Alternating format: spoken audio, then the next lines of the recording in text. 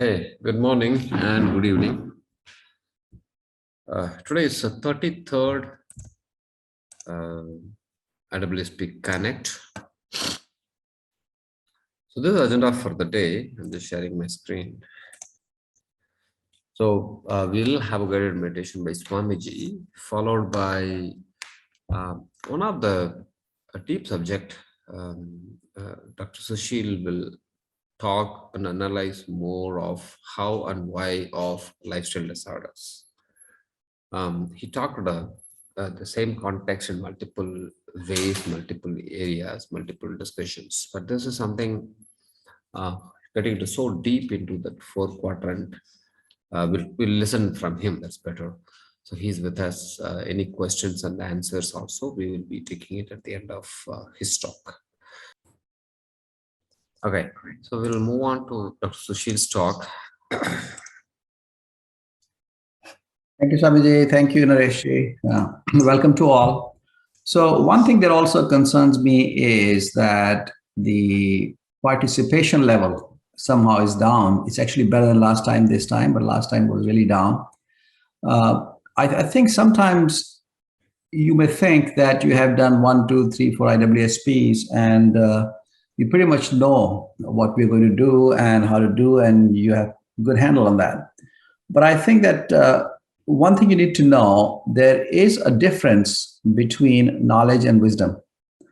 Knowing something can happen in many different ways. I mean, you can learn from books, or you can learn from YouTube, you can learn from Google, but experimenting yourself and experiencing yourself really makes a change. Now, in IWSP, because we have limited people who have not really done these kind of things in detail before, we touch upon different aspects. But I think in IWSP, I feel that we should start going more in depth. So today, what I want to do is, I don't know how much time there is, but there are 4 basic concepts that we had actually touched upon in the past. And there you go. I just wanted to see how much time we have to go through this, because I think that as part of life, we should really be diving deep and not floating on the surface. If there is an appropriate understanding of these 4 mechanistic issues, I think that your adherence and your discipline will increase. Now, when we talked about the DASH program, the 4 things we talked about is diet, activity and sleep, and stress and habit change. And we talk about those 8 lifestyle disorders, how they come about, and how the way you live, the way you eat, and the way you move is important.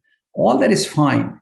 But what is really underlying the real scientific mechanisms that underlie these, I think there has to be a better understanding of that. So I'm going to touch upon that. I don't know how much time there is today. If there's not enough time, probably I'll take more of them in the next session. But at least in this session, what I want to do is try and cover all 4 and then create some discussion on that. And I think it should be a discussion where you actually put in your views and understanding on the WhatsApp and interact a little bit. So the lifestyle disorders that we talked about, that begin with metabolic syndrome, that begin with that truncal obesity, all that we talked about, underlying them are these 4 mechanisms that really lead to all the 8 lifestyle illnesses that we talked about. So let's just take them up in more detail. I'm going to begin with the 4th one first, the autonomic imbalance. Because I just finished a session with Swamiji about meditation, about pranayama and yoga. So if you think about your nervous system, there is a central nervous system, which is your brain and your spinal cord, that then sends the nerves to all the body. And in science, we call it peripheral nervous system. So there's a central nervous system which sits inside your skull. And there's a peripheral nervous system where all these nerves go to different parts of your body. Now, our understanding is that the central nervous system has our cerebral cortex that we can control and calibrate. And there is another nervous system which somehow is not in our control or semi-control, and that is called the autonomic nervous system. Now, it is divided into two components, the parasympathetic nervous system and sympathetic nervous system. And this is understanding the balance of this really will help you understand why you should be doing more yoga, why you should be doing more meditation, and why you should be doing more pranayama. Now, the science of autonomic nervous system was way advanced in ancient times in India. Somehow, the modern science looks at these as, okay, these are automatic, just help you breathe, help you circulate, and help you digest food, and help you defecate, and help you procreate. All these functions are more or less automatically driven through different mechanisms in the body. But I think yoga says that these autonomic or automatic functions actually can be and should be controlled. So when you bring these autonomic functions into control, discipline, and concentration, that is when you have the real benefit of the yoga, meditation, and pranayama. So you have these two systems, the parasympathetic and the sympathetic nervous system. The parasympathetic nervous system is when it is stimulated, you have quietness, you have peace, you become more friendly, you become more tend and befriend type person. And sympathetic is when it's stimulated, it alerts you. What it does is by releasing the adrenaline in your system and cortisol that we talked about, it makes you more alert. Your pupils dilate, your skin becomes warm, and you sweat, and your heart starts pumping, your breathing gets heavier. And all that is good in acute situations where you need to be in a fight, flight, or fright mode. And knowing this is important because the parasympathetic nervous system in your entire body works through one major nerve, a nerve called vagus nerve. Now, this is a cranial nerve. It's the largest cranial nerve that supplies just about every organ of your body from spine all the way down up to anus. So it supplies your heart, it supplies your lungs, it supplies your ENT system, it supplies your esophagus, it supplies your stomach, liver, pancreas, parts of kidney, your large intestine, your small intestine. So if this nerve connected to parasympathetic nervous system is controlling the functions of all these organs, taking signals back and forth. So what the ancient scientists found out is that this nerve also supplies your lungs. So when you breathe in and you breathe out, that function, how you breathe, that information through the vagus nerve goes to your brain. So this is a very simple, straightforward way of modulating your parasympathetic tone by regulating and regulating your breathing. So if you regulate your breathing, you have regulated your parasympathetic nervous system. And I told you that this nerve then in turn regulates the function of the heart, the kidneys, the lungs, the stomach, the esophagus, the liver, the pancreas, and the intestine. So your respiratory system, your circulatory system, and your digestive system, three of the most important systems in your body are under the influence of this nerve, vagus nerve, are under the influence of parasympathetic nervous system that you are modulating by the practice of yoga, meditation, and pranayama. So it's very important for you to do that. Now, this does not happen in one day. So if you say, okay, I'll one day do pranayama, a week later I'll do yoga, a week later I'll do meditation, it doesn't work like that. So really to have the medical benefits of meditation, I'm not talking about the spiritual benefits. The medical benefits of meditation requires minimum 20 minutes a day, minimum in one sitting. So you have to do your breath focus meditation or whatever meditation you do, minimum 20 minutes a day is required. And within 6 weeks, you start noticing the effects of that. In fact, there are scientific papers published where they showed that after 6 weeks of 20 minutes of meditation, you can show that the telomeres at the end of the chromosomes are elongating. And the length of the telomere determines longevity.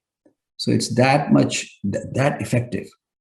So that is why I think that your yoga, meditation, and pranayama should be a daily affair. Meditation daily, pranayama daily, and asanas at least 3 to 5 days a week, if you can do it every day.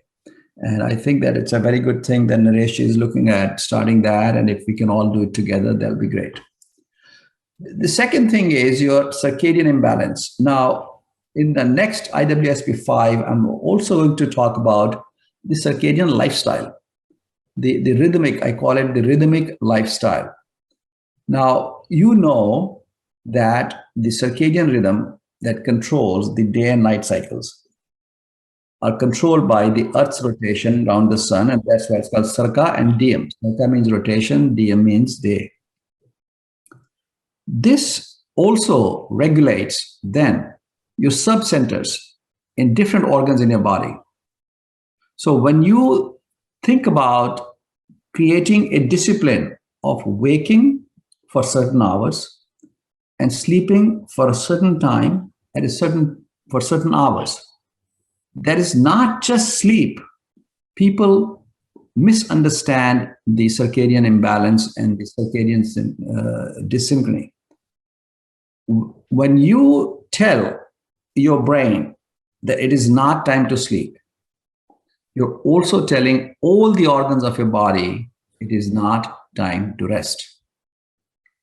So to give an example, let us say after 7 p.m., 8 or 9 or 10, for example, today, I'm looking at this computer screen. So when I am looking at this computer screen, what is computer screen doing?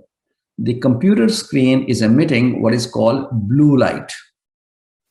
This blue light is going through my eyes and is hitting the suprachiasmatic nucleus inside my eyes, in my optic nerves, where the two optic nerves cross.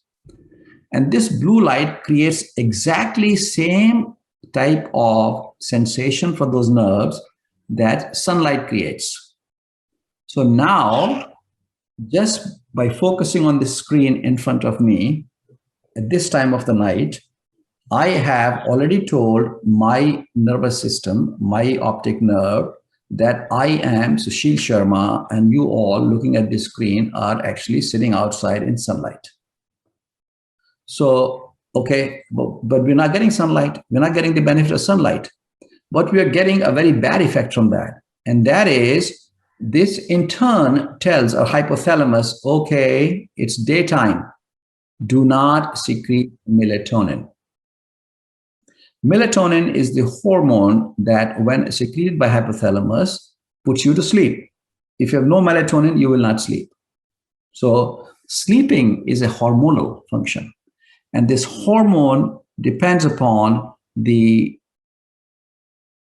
impulses coming into the nerves, telling the nerves it's getting dark, it's time for you to sleep.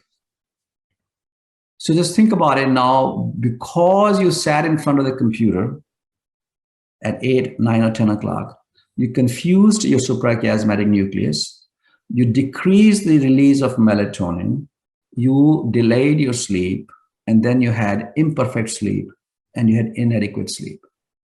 Now, when the mind comes to know through suprachiasmatic nucleus that it's time to sleep, it then sends signals to subcenters in your liver, in your pancreas, your heart, lungs, kidneys, everywhere. So if you sit in front of the TV after 7 p.m. before going to bed, you're basically telling, not only depriving yourself of sleep, but telling your liver, telling your pancreas, don't rest. It's not time to sleep. I might eat something. Something might happen.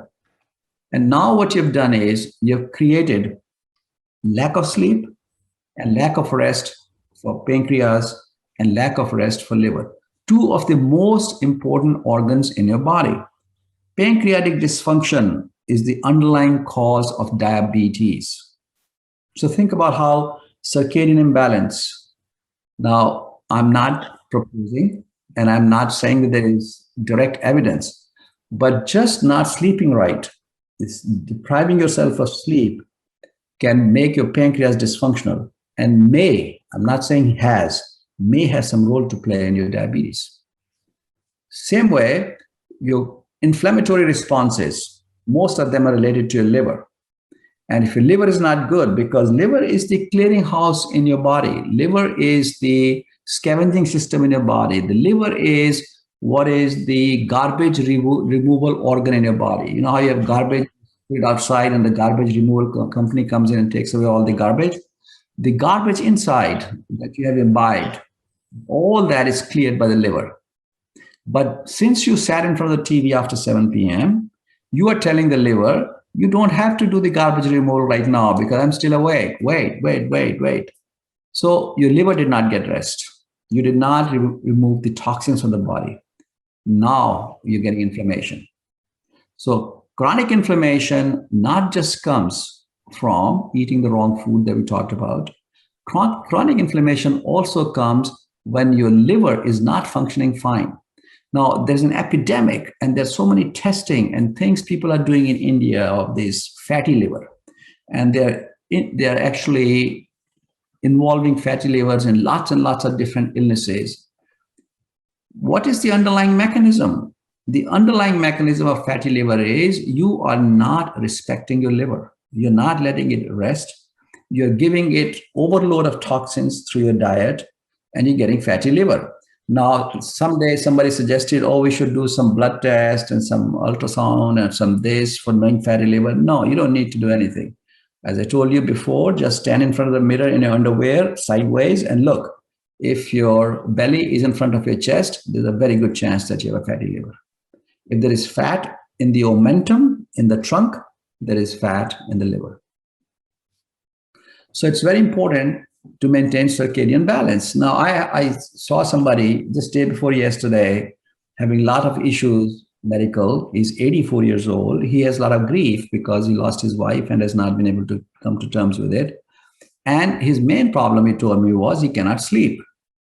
And we went round and round and I explained to him everything. And now he's 84 years old, right? And I told him point blank clear, after 7 p.m., you should not watch a screen, whether it's iPad or iPhone or TV. Then he said, so doctor, what am I going to do? Well, you can sing bhajans, you can listen to songs, you can talk, you can walk, you can read, you can spend time with your family. There's so many things you can do. And then at the end, he took all my other advices about everything else, but he said, I can't promise that. I have to sit in front of the TV. That I cannot avoid. So remember in the past when I did IWSP and dietary thing came and you said, well, this is the ancestral thing that we've been doing for the last 5,000 years. This is how we've been eating, so we can't change it. Well, this is not ancestral. There was no TV 30 years ago. At least I grew up in Agra. When I finished my high school, there was no TV at my home. So TV is a relatively new thing.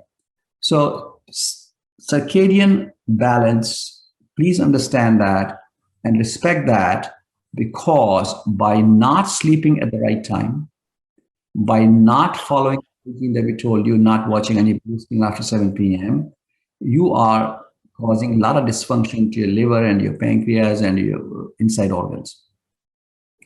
Now, endothelial injuries, Swamiji today touched upon something called nitric oxide. Now, this is an amazing compound. It's basically a very active radical. It's only two things, nitrogen and oxygen. And nitrogen is in nitric form with an oxygen. And this actually is the substance that dilates and opens up your arteries. So actually, there was earliest experiment on this simple, or actually done here in Maryland from University of Maryland, our university. What they did is they basically tested what is called brachial artery hyperreactivity. There's a way through Doppler, you can tell brachial artery is the artery that goes in your arm. If the artery is open, more blood flows. If the artery is restricted, less blood flows, right? So they had this ultrasound technique to measure the blood flow. And what they then did is they gave this guy Big Mac hamburger, two of them, along with French fries. So they measured his brachial artery flow, how the blood was flowing. And then after this heavy meal of this hamburger with French fries, fried food, an hour later, they measured and there was a distinct difference in the brachial artery reactivity. Why? Because that highly fatty diet reduces the release of nitric oxide.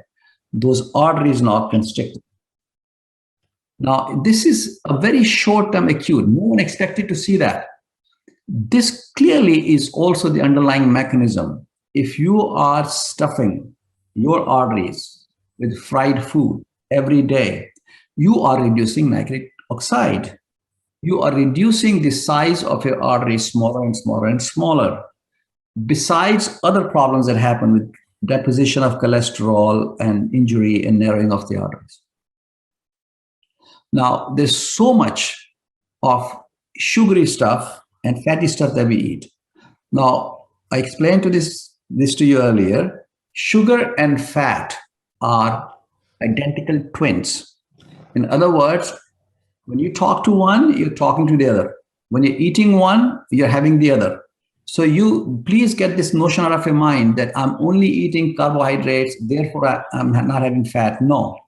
The liver has capacity to change excess carbohydrate to fat and excess fat to carbohydrate. So all that goes on inside the body.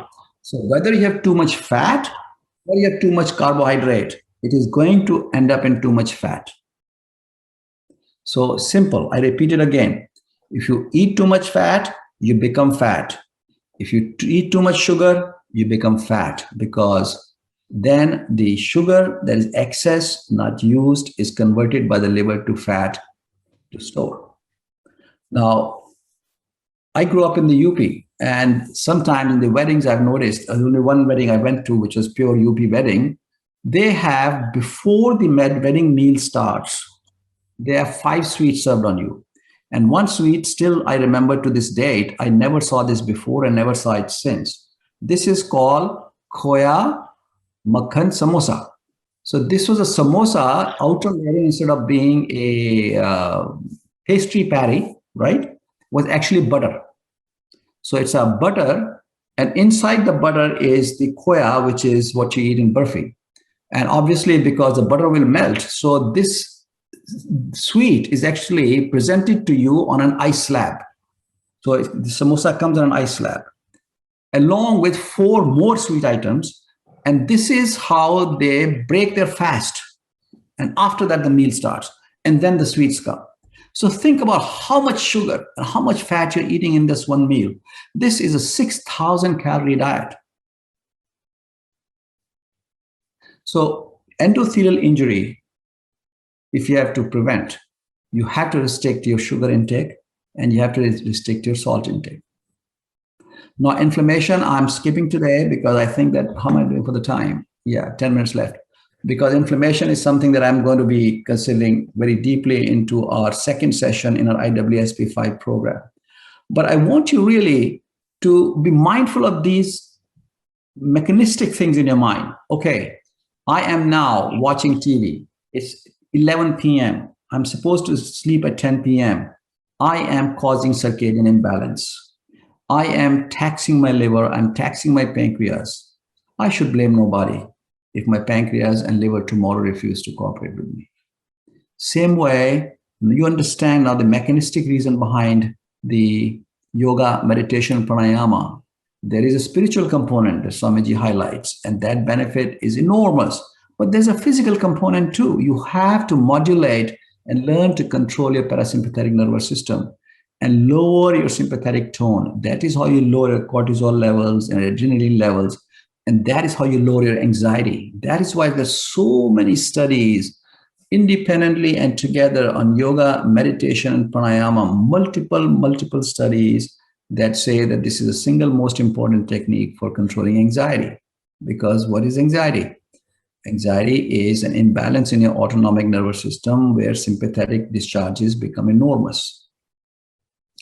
Same way, when you eat your food, be mindful of the fact that how is my endothelium going to react? What are my arteries going to do? Are they going to shrink? Are they going to enlarge? Do I want the arteries to shrink and therefore decrease blood supply to all the body organs, my liver, my pancreas, my kidney, my brain, and my heart? Or do I want my arteries to stay dilated, open up, and give good circulation to different organs of the body? So somehow you can also meditate on these if you like to, that's fine.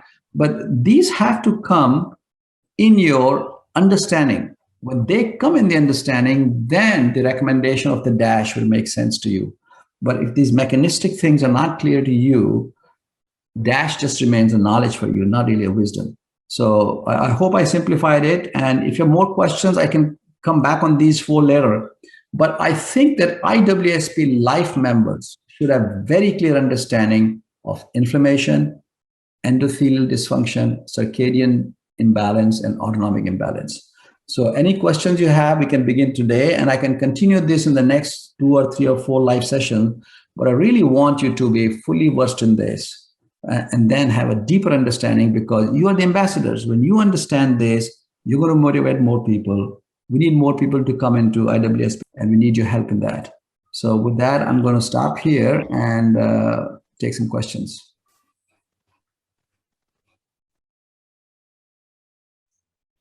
Thank you, Dr. Susheel, on this.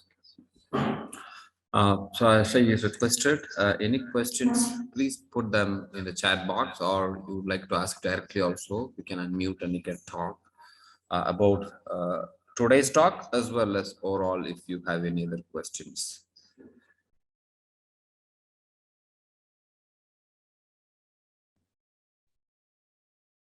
Yeah, Asha, you have a question, you can unmute and ask.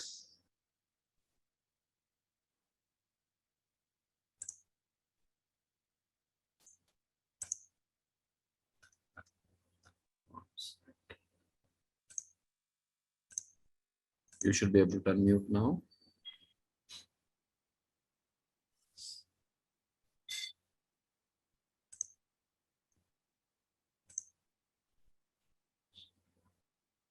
I think I'm made a co-host. You should be able to do that.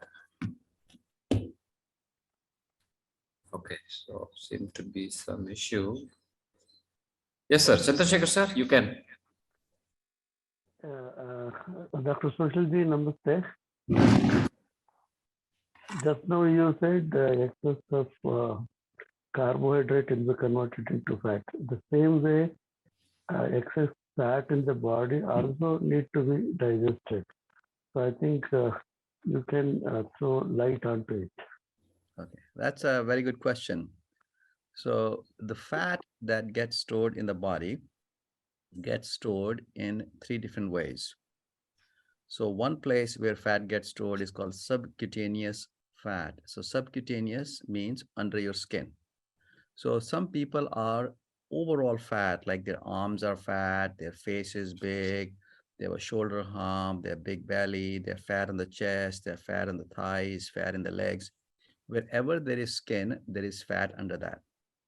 Now, this is the least harmful way of becoming fat, when you're fat everywhere. So please don't get me wrong. Fat anywhere is bad, but this is least bad, I'm trying to say. Now, there is a second type of fat, which is called the visceral fat or the truncal fat. So what that does is the fat is actually in the wrong place, mostly around your waist. And this is the fat that you have in your belly, how your belly comes out. And all your intestinal organs and inner organs of digestions are covered by an apron. And this apron is called omentum. This apron basically protects your inner organs. It's like a towel hanging on top of your intestine. The fat that collects in this apron is called omental fat. And this fat is very bad. And the third type of fat is called the ectopic fat. It is a fat which is at a place where it should not be. And that is a fat that develops inside the organs, like fat inside the pancreas, fat inside the kidney, fat inside the liver. So 3 fats: subcutaneous fat, visceral fat, and ectopic fat, right?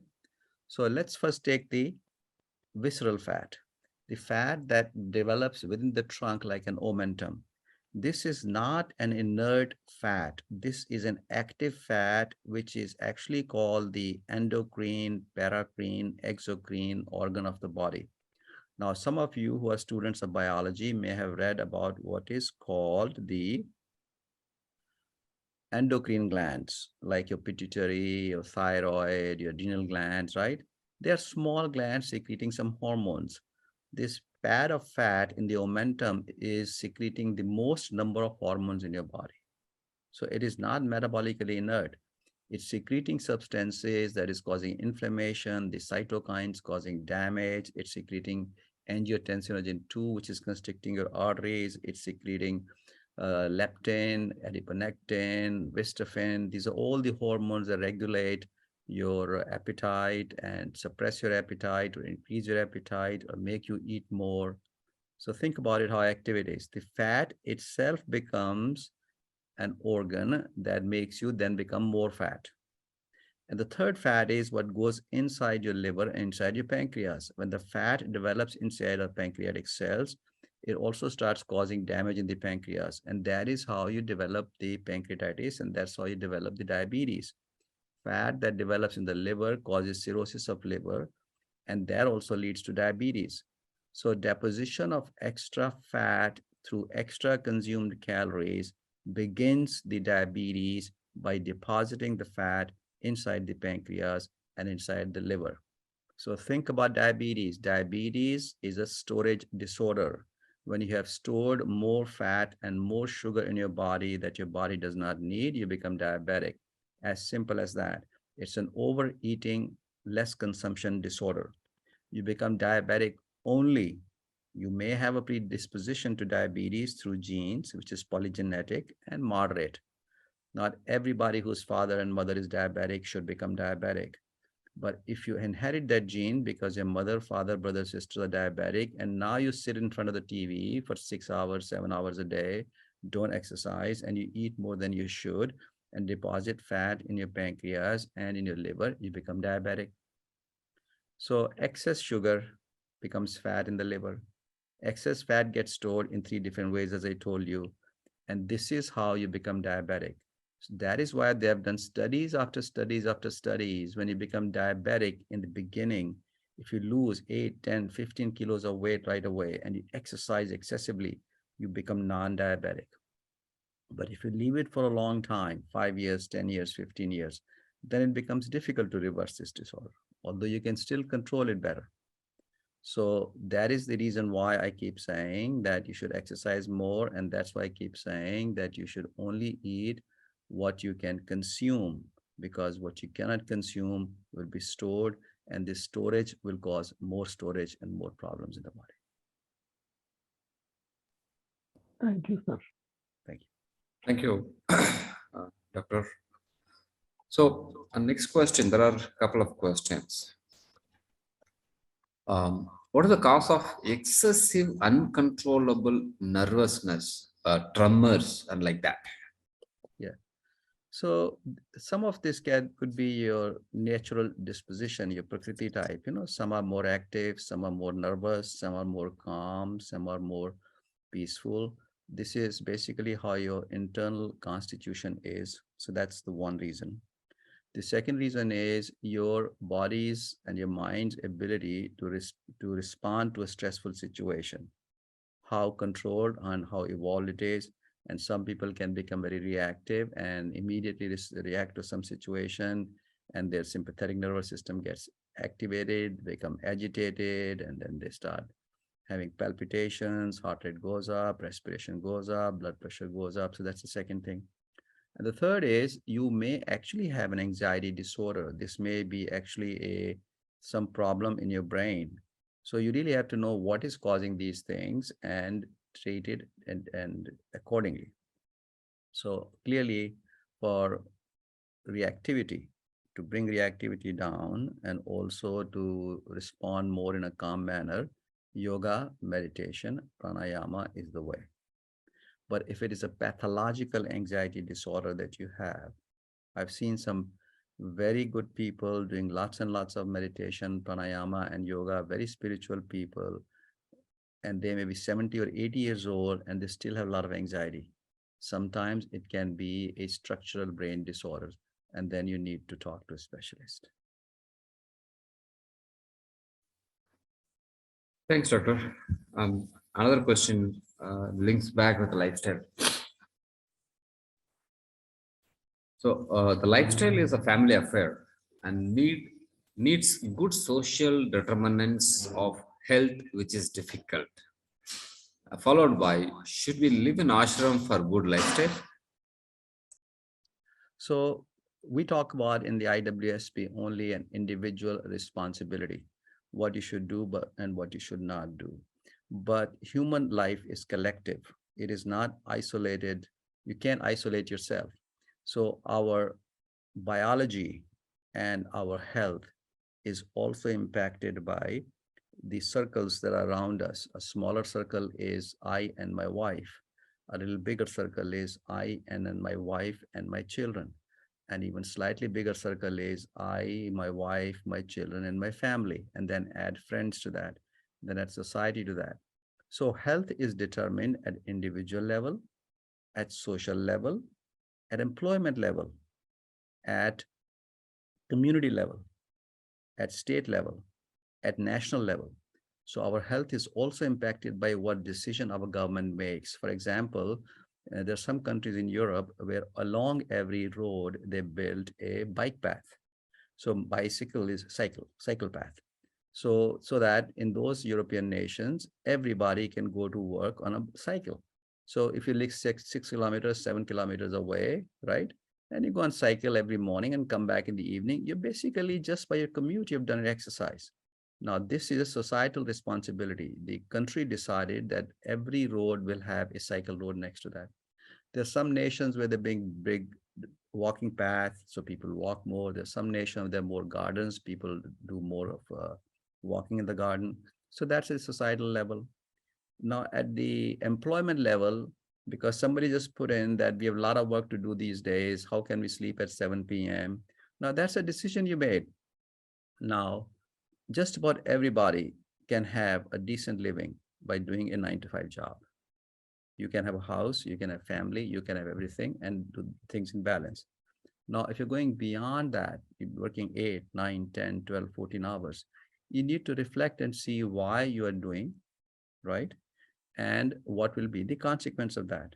Once you know why you're doing and what you know what's the consequence of that, then you make a decision knowing full well that by not resting my body, not resting my organs, I am going to pay a price by my health. So I am going to work 12 hours a day, but I'm willing to do that fully, knowingly, willingly, and I'm also quite happy to live with the consequence of that on my body, because the body needs rest. You cannot, okay, you go to work, right, in your car, and you turn your car off. Then you come back from work, you put it in the garage and you turn your car off. Why don't you leave the engine running all night? Why don't you keep the engine running when you're at work for 8 hours?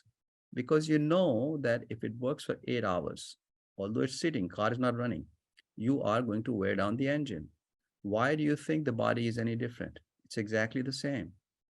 It is only meant to work maximum 8 hours a day, 8 hours for sleep, and the remaining 8 hours you divide between taking care of your health, socializing, interacting, personal care, eating, and taking care of other things. When that gets broken, then your circadian rhythm gets broken. When your circadian rhythm gets broken, there'll be consequences that you have to pay. So whatever you do it mindfully and make your choice mindfully.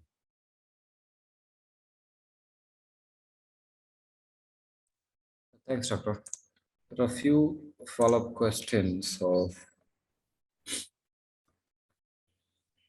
Yeah, I have a couple of questions, but I'll take them a little later. Dr. Chandrasekhar, for this particular question, he answers, make house into ashram.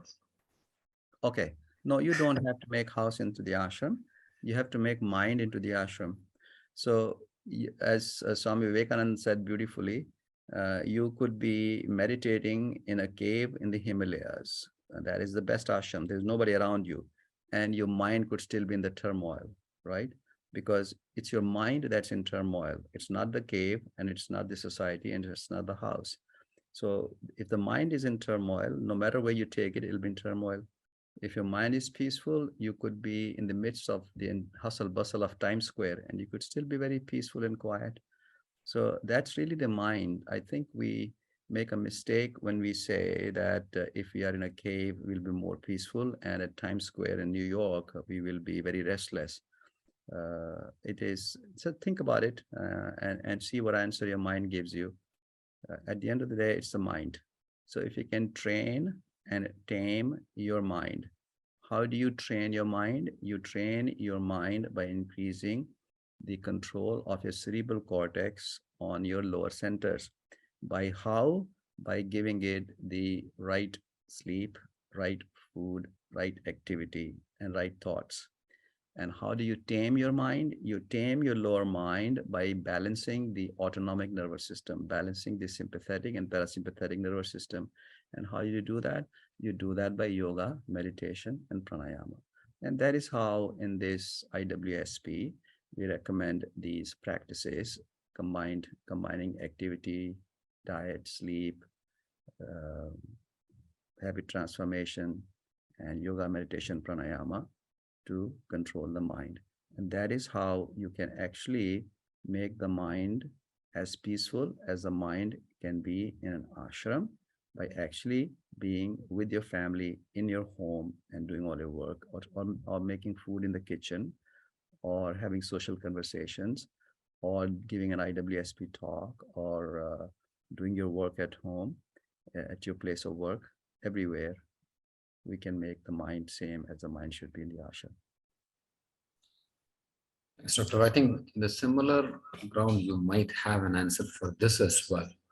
By 7 p.m., how can we stop screen time nowadays? A lot of work pressure is for the follow-up of the previous one. Yeah. So there are two different ways of looking at it. Is one is that most of us can finish most of our work in 8 hours, but some of us are not able to finish 8 hours work in 16 hours, and some are able to finish 8 hours work in 2 hours. So we really have to look at this, how we can increase our efficiency of work so that by the time we leave our place of work 5 o'clock, all the work is done. And the answer to that is beautifully given by Swami Vivekananda in many, many different books. And every place where you read Swamiji, he only brings about this point again and again and again. To live in the world, we have to learn how to concentrate our mind. If you make the mind concentrated and focused, you can do 8 hours job in 4 hours. If you leave the mind distracted and running around in different directions, it may take you 16 hours to do 8 hours work. And he gives an example. I mean, there's a light which is diffracting in 10 different directions, although you get beautiful light in which you can read, but all the energy is being diffracted. And think about a laser beam. It's focused, very focused, and a laser beam can actually penetrate through iron. It's a beam of light that can cut the iron. Why? Because concentrated and focused. So that's one way. Second is, if you're still not able to do, then you have to look at what are your expenses and why they are so much as they should be, that you have to work so much to make so much money. So checks and balancing of your lifestyle versus your earning. And the third is, okay, I understand this, but I still have debts to pay. I still have things to take care of, and I will do what I need to do. And I know full well that this will take a toll on my body, but I will pay a price by harming my body. Now, that's a choice we make. So it's a matter of choice. So think about what choice you're making with what kind of understanding. Thanks, Doctor. I think most of the people would have this question. Would that the question has come so that you answered it. Next, we are moving towards next topic is a fruit diet only advisable. Fruit only diet advisable. Heard about it is efficacy in reversing diseases. Okay. First of all, any diet which is only is wrong diet. The diet should be balanced. So you should have multiple. God has put somewhere vitamin C in excess, somewhere vitamin B, somewhere vitamin D. So somewhere protein, somewhere carbohydrates, somewhere fats, and all that is needed because your body has all those. Your body has enzymes, hormones, protein, carbohydrate, fat, vitamins, and the body needs everything. So first of all, any diet you can do in a short term and get some benefit. That is not the point. The point is the diet should be balanced and wholesome. That only it's a good diet. So if you eat fruit for breakfast, fruit for lunch, fruit for dinner, you'll be missing out on so many components that are needed. So if you want to do it for a week to do quick weight loss, it's okay. But we don't recommend losing weight fast. And I've shared studies with you before about the basal metabolic rate and what happens to that. Nothing that you do quick and fast is good for the body. It should be gradual, it should be slow, and it should be balanced. Right. Another question is, alcohol intake in limited quantity, is it good in cold climate places? How much more load we are putting on the liver by this? Yeah, so this is a really very controversial question. There are studies after studies from very cold areas of the world, for example, European places and from America and North America, that moderate amount of alcohol, 1 to 2 drinks a day, is good for their health. I think most of the benefit actually comes from de-stressing. And in those climates, with those genetic makeup and with those familial situations, for example, France, where everybody drinks small amount of alcohol, but they don't drink alcohol too much. The studies have shown it has health benefits. However, in the Indian context, it has been found that any amount of alcohol for Indians is harmful. And I discussed that in one of the very big studies. Remember the inter-heart study that I discussed with you about how 90% heart attacks happen because of 9 things, inactivity, poor diet, no fruits in your diet, diabetes, cholesterol, stressful living, and one of them was alcohol intake. Any amount of alcohol intake in all the studies that I've done so far in Indians has been found that alcohol is somehow not good for Indians and Asians. Okay. Next, a different kind of question. Is there a difference between accuracy of digital and analog BP instruments? Yes. The analog, what you mean by analog is like mercury or the circle type. There are 3 types of blood pressure instruments. One is your mercury blood pressure. Now that has been banned, actually not banned, but the recommendation has been made in India that all hospitals have to wind them down because mercury leaks, mercury causes toxicity, and therefore all mercury blood pressure instruments are being phased out in India. Now that leaves you the 2, where the dial goes up and you inflate the thing, and then one is the digital, which is electronic. Now, both of them have a problem. They need to be calibrated from time to time. And especially after 3 years, if you've had them for 3 years, they're pretty much gone. So if you have a blood pressure instrument at home, after 3 years, you should retire it and buy a new one. Or at least take it to other places and calibrate with 2-3 different instruments and make sure that you're getting the same reading. What I used to tell my patients when I was practicing was, when they come to see me, bring your blood pressure instrument with you. So I used to take the blood pressure with a calibrated instrument that I have in my office and their home blood pressure instrument and make sure that the 2 are in sync. So calibration is important and they have a lifespan of 3 years. That's a good suggestion, doctor. Actually, all the doctors in our meeting can follow that. That's a great suggestion. By the way, we didn't know that the mercury one. I mean, at least I didn't know that is getting banned. So I think we are predominantly using that mercury one, which goes up. That one and the digital one. Only these 2 we know. The third one, whatever we're talking about, I have not known. So it is not going to be there than the mercury one going forward, right? That is I was in this, when I was in Lucknow in the Indian Society of Hypertension, where they invited me for a talk on yoga. That's where I was listening to other speakers and they said that this is actually a recommendation by Hypertension Society in India that all mercury blood pressure instruments should be phased out. because of mercury toxicity. Got it. Got it. I think follow up of the previous 7 p.m. question. What is advice for people working in night shift, especially IT based? And Yeah. a lot of people work in night shift, but I think you Yeah, almost answered for this also. yeah, that's a good question. Somehow, all the studies that have been done on circadian dysynchrony, they have included also people from 3 different groups. So one group was the airline workers who go across the time zones. And then they also did studies on the second group of workers who are actually emergency room workers, night nurses in the hospitals. And the third group that they did the experiment on were the shift workers, the ambulance workers and the fire department workers. And they found out that whenever you have this kind of schedule that fluctuates, your body pays a price. So it does generate circadian dysynchrony, and there is a price that you pay. Now, if you do that for a long, long time, maybe all your life, and then you change everything, your night and day cycle completely, I don't know, it may balance out, but there are no large long-term studies. And the second disadvantage is that when you work at nighttime and sleep during the daytime, you are completely avoiding sunshine, because during the sunshine hours, you're sleeping, and that will create vitamin D deficiency, and the other benefits of sunshine will be denied to you. So there will be a price that you will pay.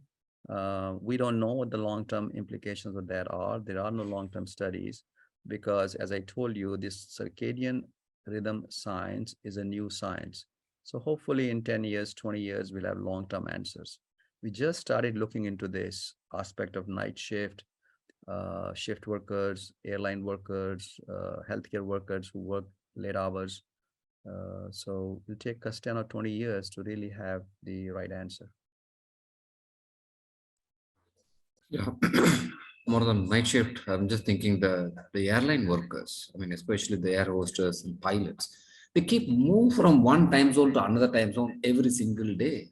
Yeah. So really tough one. It looks, interesting, but it is really tough one.